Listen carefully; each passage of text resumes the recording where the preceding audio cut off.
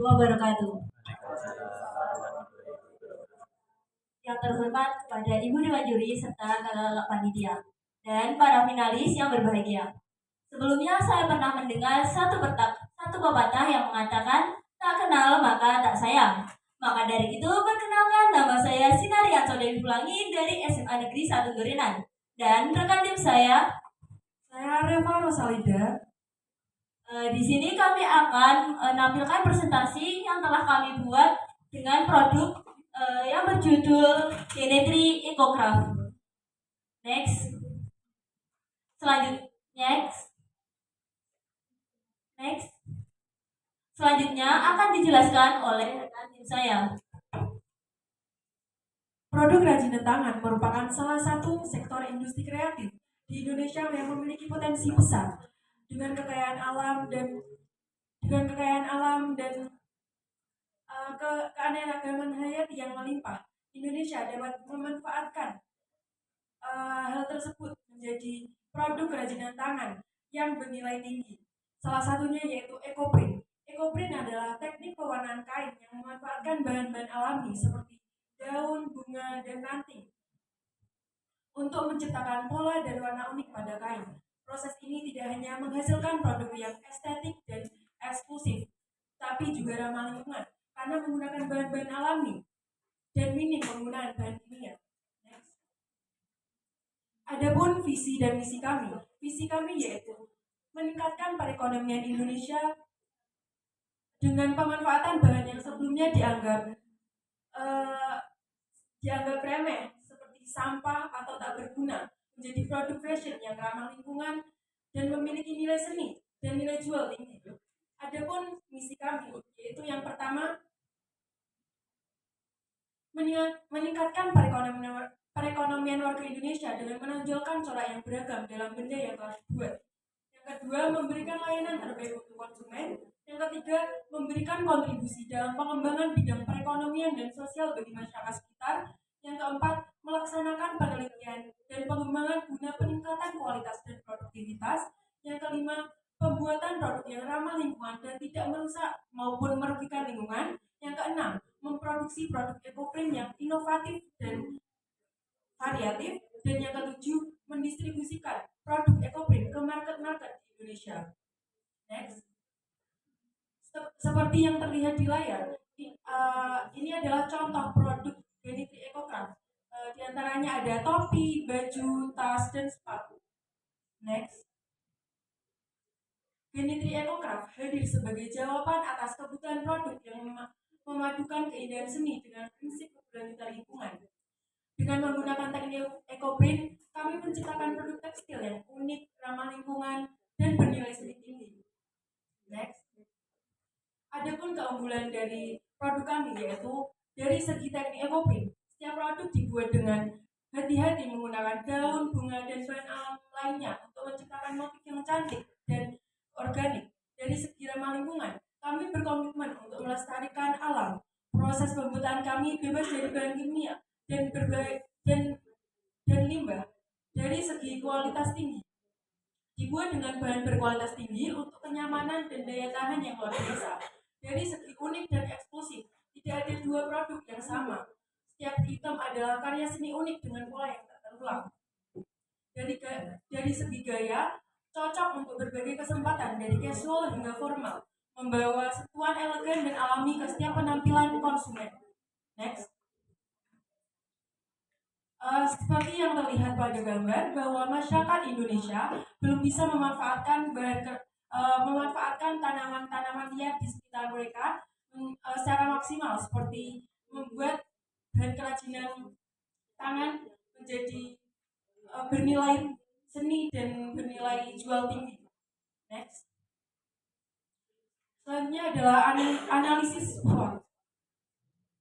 Yang pertama, strength atau kekuatan. Produk yang dihasilkan ramah lingkungan sehingga tidak mencemari lingkungan sekitar. Produk yang dihasilkan dapat digunakan oleh siapa saja meskipun oleh konsumen yang memiliki kulit sensitif. Genetri Ecocraft memiliki hasil yang berbeda meskipun dikerjakan dalam waktu yang sama. Next. Weakness atau kelemahan. Pengerjaan yang memerlukan waktu yang cukup lama dan biaya yang memerlukan biaya yang cukup mahal. Next, opportunity atau peluang dapat meningkatkan peluang pekerjaan masyarakat sekitar dan harga jual yang relatif tinggi. Next, threat atau ancaman. Produk dapat ditiru oleh pesaing bisnis lain. Selanjutnya kami akan next, mekanisme produksi. Ada tiga tahapan dalam produksi. Ada tiga tahapan dalam produksi yang telah kami lakukan. Yang pertama yaitu zat untuk pembukaan kain yang telah kami buat. Ada beberapa jenis zat, yaitu ada soda as, TRO, tawas, CC atau kalsium karbonat. Yang kedua bahan alami. Daun jati, daun jarak, jarak kopiar, bunga, gerbera, daun akalipar. Bahan dasar dari pembuatan produk kami yaitu kain, resleting, kancing, baju. Next, ada tiga tahapan dalam permulaan dalam pembuatan produk kami, yaitu yang pertama scoring. Scoring merupakan penghilangan sisa-sisa zat pabrik sehingga produk yang kami hasilkan akan dapat digunakan untuk yang memiliki kulit sensitif. Kedua yaitu medanting. Medanting merupakan proses pembukaan proses pembukaan serat kain. Yang ketiga yaitu fiksasi. Fiksasi merupakan pengikatan dari warna yang telah dihasilkan oleh daun-daun. Next. Selanjutnya merupakan proses produksi. Setelah melakukan tiga tahapan tersebut, kain maka akan digelar dengan alas yang bersih atau bisa menggunakan tetel yang bersih. Kedua, proses pembuatan pewarnaan alami. Ketiga, pembuatan kain blanket. Kain blanket dicampur dengan pewarna alami. Yang keempat yaitu penataan dedaunan yang akan menghasilkan warna-warna seperti yang ada di sini. Yang ketiga yaitu proses penutupan menggunakan kain blanket. Proses ini untuk menentukan bagaimana warna dasar dari kain yang akan diproduksi menjadi pakaian ataupun produk lainnya. Yang tiga yaitu penutupan kain menggunakan plastik. Selanjutnya proses penggulungan. Di sini menentukan bagaimana corak yang akan dihasilkan. Kalau sampai kain tersebut melipat, maka corak yang akan dihasilkan tidak sempurna. Keempat, proses penyelesaian kain tersebut. Kelima, setelah tahapan semuanya selesai, maka produk akan dikukus. Setelah masak, produk akan dijemur dan maka akan menghasilkan kain-kain seperti yang ada di gambar. Next. Rencana pemasaran. Ada beberapa rencana pemasaran, yaitu secara online maupun offline. Secara online menggunakan Instagram, WA maupun Facebook. Next. Kalau secara offline kan menggunakan bazar-bazar. Kalau ada acara seperti rapat, penerimaan rapot ataupun bazar kalau ada acara. Waktu tersisa 2 menit. Next. Rincian keuangan. Sebelum kami membuat suatu produk, alangkah baiknya kita membeli beberapa alat seperti yang ada di slide tersebut. Next. Harga-harga untuk zat yang telah kami beli sekitar sampai 20 hingga 25.000. Next. Rincian keuangan tas. Setiap produk kami akan menjual dengan harga yang berbeda. Disebabkan karena banyaknya kain yang perlu diperlukan. Next. Tas biasanya kami menjual dengan harga awal sekitar 250.000, sepatu dengan 450.000, topi dengan 200.000. Next. Analisis keuntungan. Kami menjual tas dengan harga 250.000 dengan modal awal 100.000 sehingga kami mendapatkan keuntungan sekitar 139.000. Untuk sepatu kami menjual harga 450.000 dengan modal awal 318.000 dan kami mendapatkan keuntungan sekitar 132.000. Untuk topi kami menjual dengan harga 200.000 dengan modal awal 153.000 dan untuk kami sekitar 47.000. Next. Kesimpulan, Kinitri Ecocraft hadir sebagai jawaban atas kebutuhan produk yang memadukan keindahan seni dengan prinsip keberlanjutan lingkungan. Dengan menggunakan teknik eco-print, kami menciptakan produk tekstil yang unik, ramah lingkungan, dan bernilai seni tinggi. Produk kami bukan hanya sekedar barang konsumsi, tapi juga merupakan pernyataan komitmen terhadap pelestarian alam dan pemberdayaan komunitas lokal. Bersama-sama, kita dapat menciptakan perubahan positif yang signifikan melalui produk ekoprint yang indah dan berkelanjutan. Waktu habis. Sekian, terima kasih dari saya dan teman saya. Bila ada salah kata maupun perbuatan, kami mohon maaf. Assalamualaikum warahmatullahi wabarakatuh. Memasuki sesi tanya jawab, dimohon Dewan Juri untuk memberikan sebuah pertanyaan kepada para peserta.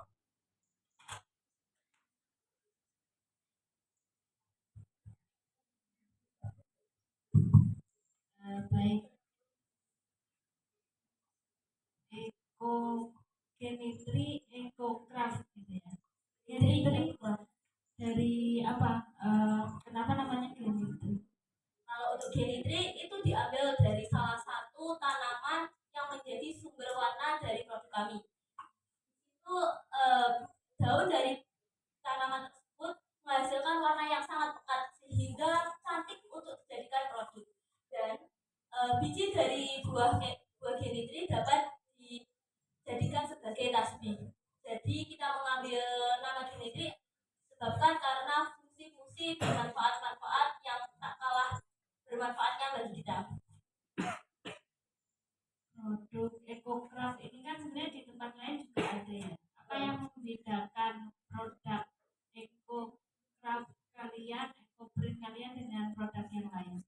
Baik, terima kasih. Untuk produk kami menggunakan bahan-bahan yang sangat terjamin, mulai dari seperti contoh seperti ini.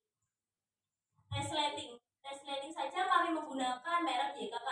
Merek YKK ini satu bijinya sekitar 20 sampai 50 ribu. Cuma segini buat selerekannya. Untuk mulai kami menggunakan kulit asli, dan proses penjahitannya ini sangatlah rapi. Jadi kita harus teliti dalam suatu produk yang telah kita buat. Motif-motifnya bagus-bagus. Ada beberapa produk atau di tempat yang lain kemungkinan memiliki motif yang hampir sama, akan tetapi penataan motif tersebut sangatlah berbeda dengan punya kami. Dan kain yang kita gunakan memiliki kualitas yang sangat baik. Bagaimana cara kalian menyampaikan branding kalian yang sudah dijelaskan tadi kepada konsumen?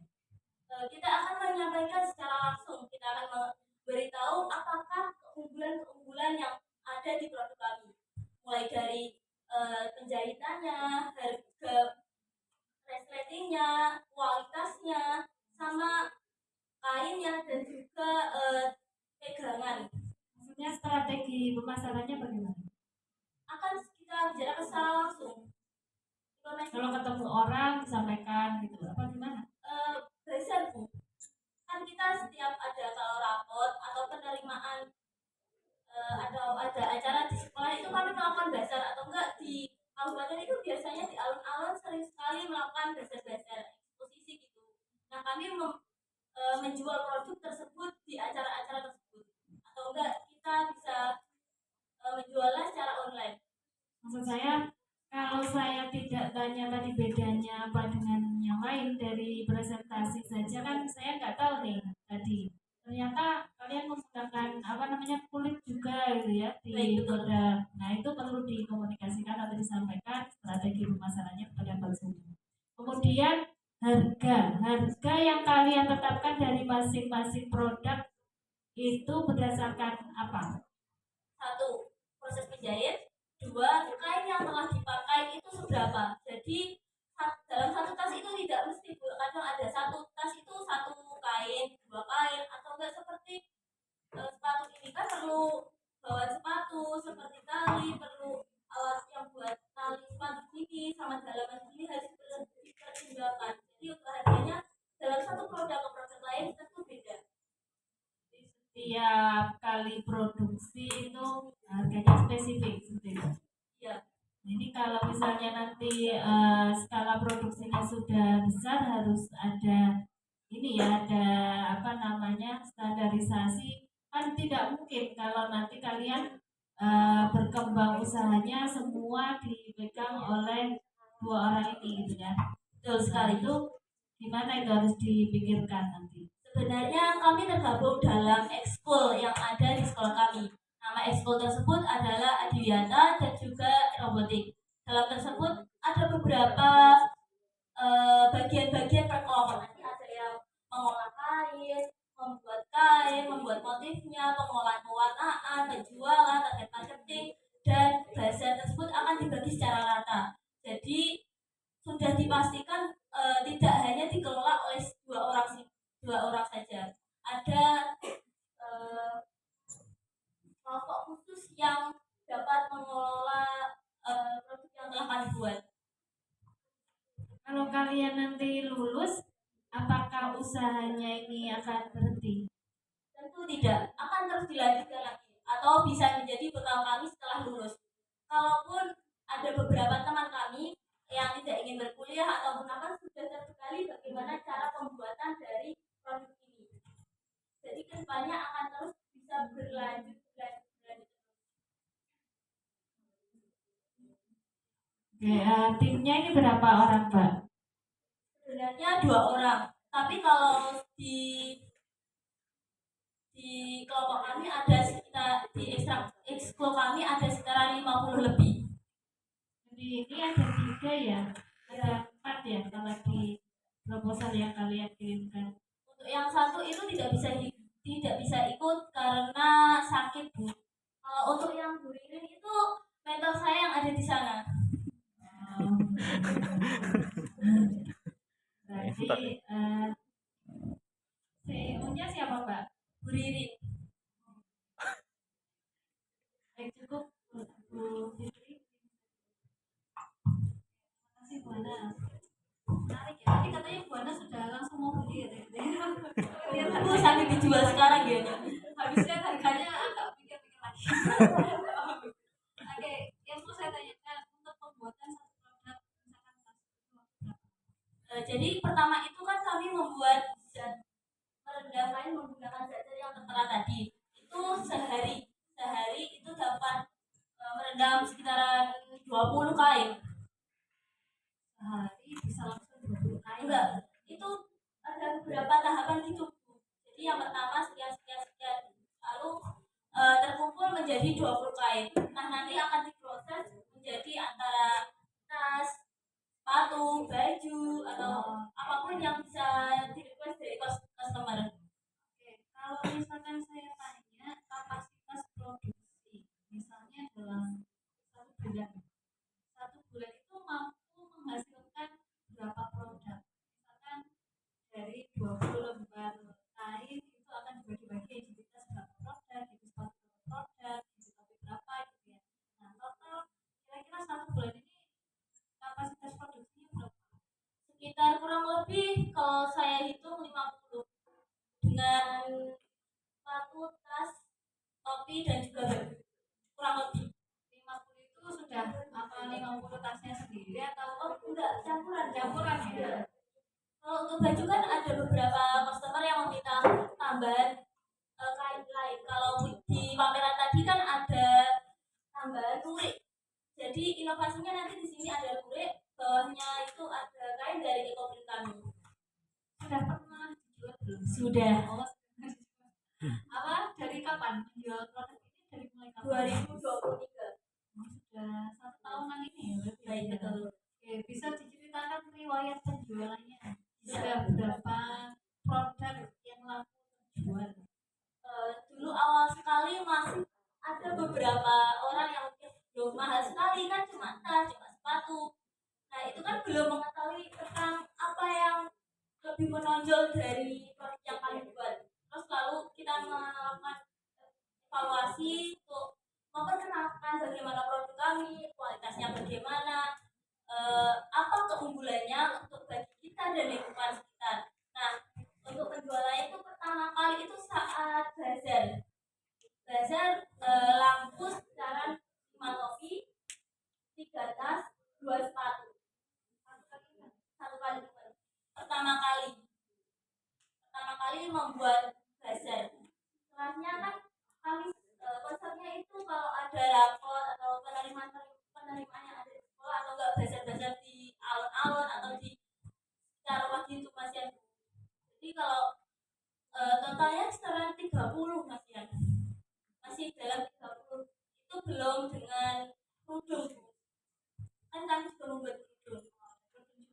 ada di pameran semua.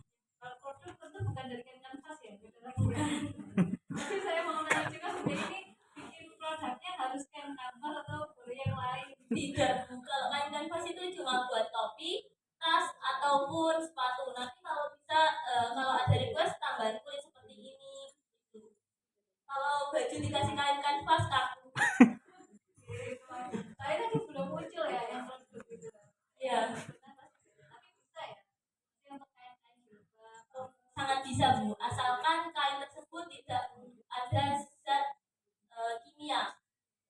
Ya, mungkin apa namanya kita sudah punya riwayat penjualan dan lain-lain. Cuma yang belum muncul tadi saya belum menemukan itu, yang belum saya temukan tapi dalam satu bulan itu produksi berapa sehingga ada proyeksi keuntungan. Nah itu yang belum muncul. Jadi kalau ini kan selisih per produknya ya. Pas itu keuntungannya kalian ambil berapa, pasarnya berapa, sayangnya itu belum diproyeksikan dalam jangka waktu 1 bulan. Kenapa itu perlu? Saya kira karena supaya meyakinkan bahwa usaha ini memang menjanjikan.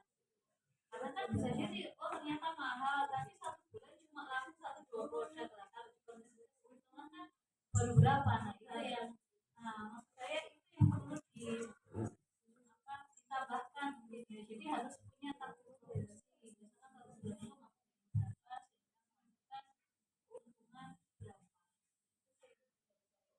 Terima kasih. Kembalikan.